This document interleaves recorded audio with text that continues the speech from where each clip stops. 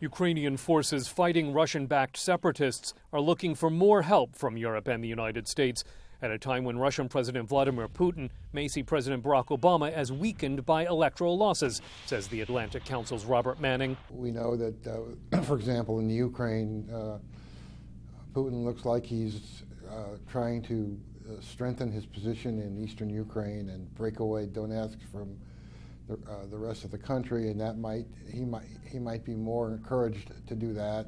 President Putin faced little criticism on Ukraine at a meeting of Asia-Pacific leaders in Beijing, in part because of what former Putin advisor Andrei Illarionov calls a tactical pause in the Russian offensive. О чем это свидетельствует?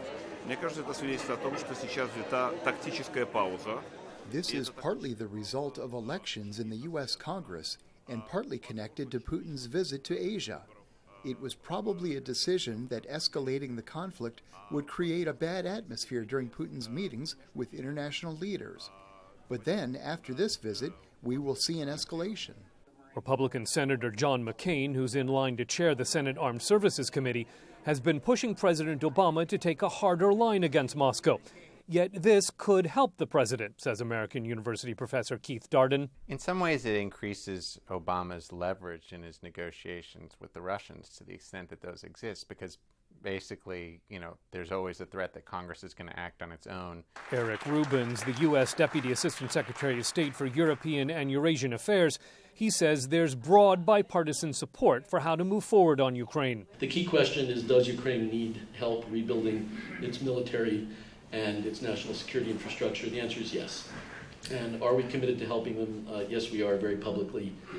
And there has been a significant amount of assistance since the crisis. There will be more.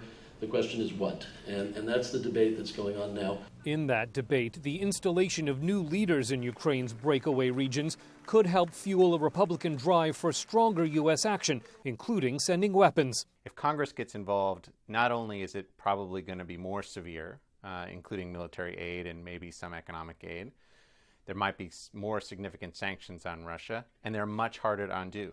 Prospects for tougher sanctions will be part of European Union talks in Brussels Monday, says EU Foreign Policy Chief Federica Mogherini. We will have a ministerial meeting in Brussels on Monday. So a discussion will be there, but I would say not just on whether to increase the sanctions, but most of all, how to support Ukraine in these times of difficult times. Difficult because of security on its territory. Security threatened by troop movements along the Russian border that German Foreign Minister Frank-Walter Steinmeier warns could lead to violent confrontations that must be avoided. Scott Stearns, VOA News at the State Department.